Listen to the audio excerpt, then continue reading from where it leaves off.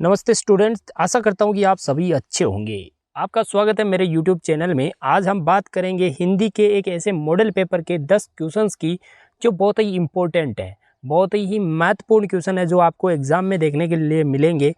आप किसी भी एग्ज़ाम की तैयारी कर रहे हो, यदि हिंदी आपका कोई सिलेबस है तो डेफिनेटली ये वीडियो आपके लिए फ़ायदेमंद होने वाला है।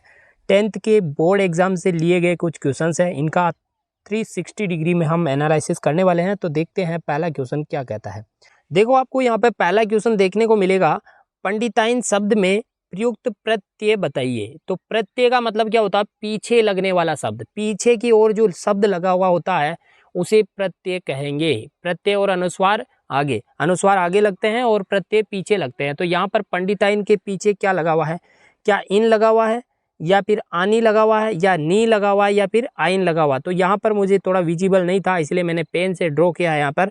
तो हमारा जो सही आंसर हो जाएगा वो हो जाएगा आइन। जब पंडित के पीछे आइन लगा देते हैं तो पंडिताइन बनता है, और पंडिताइन का मतलब होता है पंडित की वाइफ, उसको पंडिताइन कहते हैं। देखो दूसरा क्वेश्चन देखते हैं दोस्तों, क्या है दूसरा क्वेश्चन। दूसरा क्वेश्चन अपना देखने को मिलेगा आपको कि स्वच्छ शब्द का सही विच्छेद क्या है? स्वच्छ, देखो विच्छेद, संधि विच्छेद का मतलब होता है एक शब्द को ऐसे तोड़ना कि दोनों का ही कुछ मतलब निकले, तो उसे कहते हैं संधि विच्छेद। तो यहाँ पर स्व धन छ होगा, या स्व धन वच्छ होगा, या फिर आपको स्व धन अच्छ होगा, या फिर सुधन अच्छ होगा। तो आपका जो सही आंसर हो जाएगा वो हो जाएगा सुधन अच्छ।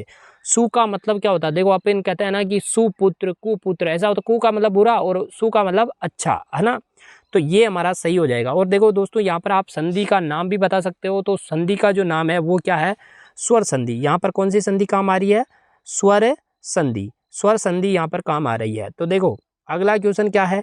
अगला क्वेश्चन देखते हैं, भ्रमर गीत की भाषा है। भ्रमर गीत, भ्रमर गीत आपका जो एक चैप्टर है, यूनिट है, उसके अंदर भ्रमर गीत किस भाषा का है? किस भाषा का है? तो वो है, क्या संस्कृत भाषा का है? बिल्कुल नहीं है। अवधी भाषा का है? बिल्कुल नहीं है। उर्दू भाषा का? तो बिल्कुल नहीं है। तो वो है ब्रज भाषा का।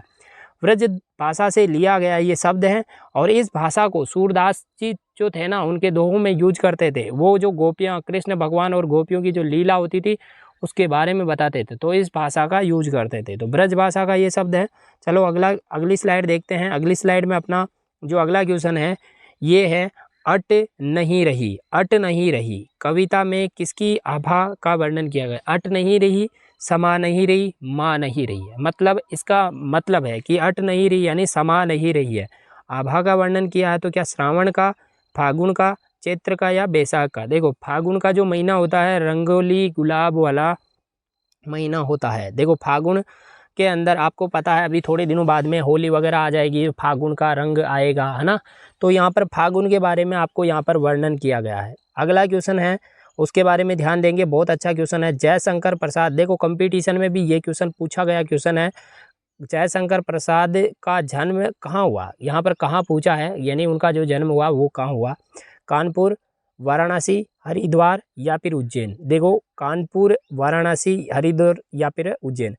उनका जो जन्म हुआ है वो जन्म हुआ, आपको याद रखना है, वाराणसी। वाराणसी कहाँ पर है? यूपी में है। यूपी उत्तर प्रदेश के अंदर वाराणसी है, वहाँ पर है। और इनका जन्म की बात करें तो दोस्तों थोड़ी सी मैं आपको एक्स्ट्रा जानकारी दे देता हूँ। इनका जो जन्म हुआ था वो हुआ था 30, कितने को?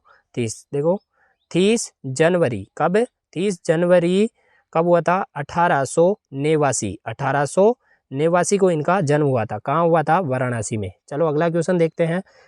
शिव धनुष तोड़ने वाले को परशुराम ने किसके समान शत्रु माना है? देखो शिव धनुष यानी भगवान, इसकी थोड़ी सी मैं आपको डिटेल से बता देता हूँ। क्या हुआ था कि भगवान जो राम थे वो स्वयंवर में गए थे। स्वयंवर किसका था? तो माता सीता का स्वयंवर था।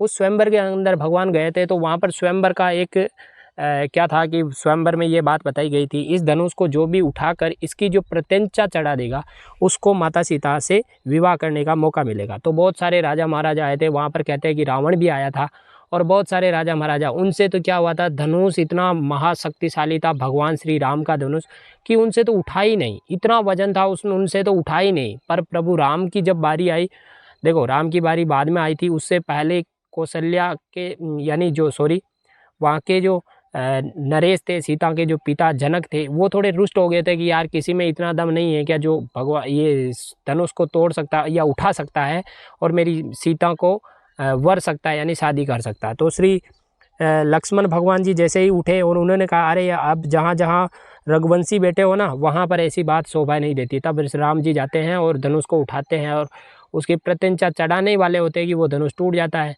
तभी परशुराम जी जो भगवान शिव के बहुत ही बड़े क्या है भक्त है, तो वो आते हैं और बिलबिलाते हुए आते हैं कि अरे कौन किसने तोड़ दिया मेरे धनुष को, भगवान श्री राम भगवान के धनुष को। तो आते हैं और इतनी सारी भला बुरा कहने लगते हैं। तो लक्ष्मण जी उठकर आते हैं, वो उनको गुस्सा दिलाने लगते हैं कि आप किसकी बात कर रहे हो, एक छोटे से धनुष की बात करते हो, हमने तो बचपन में बहुत सारी धनुष तोड़ी है। तो परशुराम को और गुस्सा आ जाता है और वो कहते हैं कि ऐसा कौन है जो धनुष को तोड़ देता है, उसको तो मैं किसके समान मानता हूँ। क्या रावण के समान मानते हो? नहीं। कंस के समान? नहीं। यमराज के समान? बिल्कुल नहीं। वो मानेंगे उसको सहस्त्रबाहु के समान। सहस्त्रबाहु इतना बड़ा शत्रु है ना, इतना बड़ा शत्रु मानते हैं। सहस्त्र का मतलब होता है हजार, सहस्त्र का मतलब हजार, बाहु का मतलब होता है हाथ, हजार हाथ वाला शत्रु मानते हैं। तो इस प्रकार से एक वर्णन है, इसको थोड़ा ध्यान में रखना। तो आपका सही आंसर क्या हो जाएगा? सहस्त्रबाहु। अगली स्लाइड में अगला क्वेश्चन देखते हैं। अगला अपना क्वेश्चन बहुत ही शानदार क्वेश्चन है। देखियो दोस्तों, एग्जाम में देखने को मिलेगा आपको। शहर के मुख्य बाजार के मुख्य चौराहे पर किसकी प्रतिमा लगी हुई थी? एग्जाम आपको चैप्टर के अंदर, आपको जो चैप्टर पढ़ाया है उसके अंदर आपने देखा होगा कि जो बाजार था उसके मध्य के चौराहे के बीचों बीच कौन सी किसकी प्रतिमा लगी हुई थी? तो यहाँ पर यहाँ पर थोड़ा गलती हो गई है, यहाँ पर सुभाष चंद्र बोस है ना, तो सुभाष चंद्र बोस की प्रतिमा लगी हुई थी। दोस्तों यहाँ पर आपका सही आंसर क्या हो जाएगा? सुभाष चंद्र बोस। यही सच है। अगला क्वेश्चन है आपका, देखो दोस्तों क्या है, यही सच है कहानी संग्रह के लेखक कौन है? ये कहानी है, कहानी का संग्रह है, ये आपका यूनिट के अंदर बताया गया है कि इसका जो लेखक है वो कौन है। क्या यशपाल है, यतीश मिश्र है, मनु भंडारी या फिर है आम वृक्ष है? तो यहाँ पर जो आपका सही राइट आंसर हो जाएगा वो हो जाएगा मनु भंडारी। मनु भंडारी की ये संग्रह है। और इसके अंदर थोड़ी सी एक्स्ट्रा जानकारी आपको देना चाहूँगा, थोड़ा सा ध्यान रखना। जो ये मनु भंडारी का ये जो यही सच है वाला जो संग्रह है, इसके ऊपर एक मूवी बनी थी, एक मूवी है, उसका नाम बताइए आपको यदि याद हो तो। एक बासुचंद्र चटर्जी नाम का कोई लेखक था, बासुचंद्र चटर्जी, इन्होंने एक मूवी बनाई इसके ऊपर और मूवी का नाम था रजनीगंधा। रजनीगंधा नाम करके मूवी बनी है इसके ऊपर। थोड़ा सा कभी एग्जाम में आ जाए कंपटीशन में तो ध्यान रखना, गंधा है ना, रजनीगंधा। अगला क्वेश्चन देखते हैं दोस्तों, बहुत ही बढ़िया शानदार क्वेश्चन है। अगला नेक्स्ट क्वेश्चन है, उसके बारे में देखते हैं। लखनवी अंदाज क्या है? लखनवी अंदाज लेख के माध्यम से कवि ने किस पर व्यंग्य किए? व्यंग्य का मतलब होता है टिप्पणी करना। टिप्पणी करना, किसके ऊपर टिप्पणी की है यहाँ पर ये बात बताइए। तो किसके ऊपर टिप्पणी की? क्या कवियों के ऊपर टिप्पणी की? तो ऐसा तो हो नहीं सकता है कि एक कवि दूसरे कवि के ऊपर टिप्पणी करे, बिल्कुल नहीं।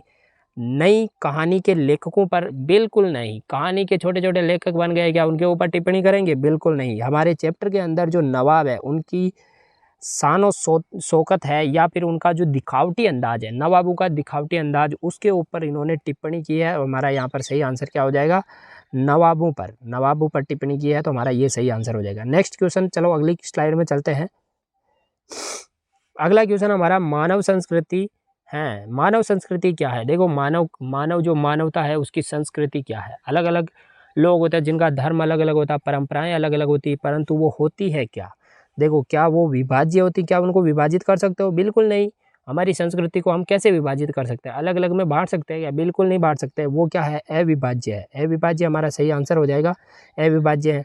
क्या वो विनाशकारी है? तो बिल्कुल विनाशकारी नहीं होती है। क्या मानव की संस्कृति विनाशकारी है? क्या होती तो क्या मानव रहता? बिल्कुल विनाश हो जाता, तो ऐसा भी नहीं है। और क्या प्रलयकारी है? बिल्कुल प्रलयकारी नहीं है, तो हमारा सही आंसर हो जाएगा अविभाज्य। अविभाज्य होती है ना। तो अगला क्वेश्चन क्या है दोस्तों, मेहंतकश बादशाहों का शहर कहा गया है? किसको कहा गया है? यहाँ पर ये क्वेश्चन आपसे पूछता हूँ कि मेहंतकश बादशाहों का शहर किसको कहा गया है, तो आपको सही आंसर देना है। दोस्तों आशा करता हूँ कि ये वीडियो आपको पसंद आया होगा, और वीडियो पसंद आया तो यहाँ पर आपको सब्सक्राइब का छोटा सा बटन दिखाई दे रहा होगा, उसको प्रेस कर दीजिए और बेल आइकन ऑल कर दीजिए, क्योंकि बहुत सारे एग्जाम से पहले मैं सभी विषय के वीडियो डालने वाला हूँ और आपके इन क्वेश्चन से बहुत सारे क्वेश्चन देखने को मिलेंगे, तो बहुत ही अच्छा होने वाला आपके साथ। चलो मिलते हैं नेक्स्ट वीडियो में, तब तक के लिए आप इस क्वेश्चन का आंसर मेरे को कमेंट सेक्शन में ज़रूर बताओगे। मैं समझ जाऊंगा कि इस क्वेश्चन का आंसर बताने वाले बच्चे को कुछ तो रियल में आता है। थैंक यू, मिलते हैं नेक्स्ट वीडियो में, तब तक के लिए जय हिंद जय भारत।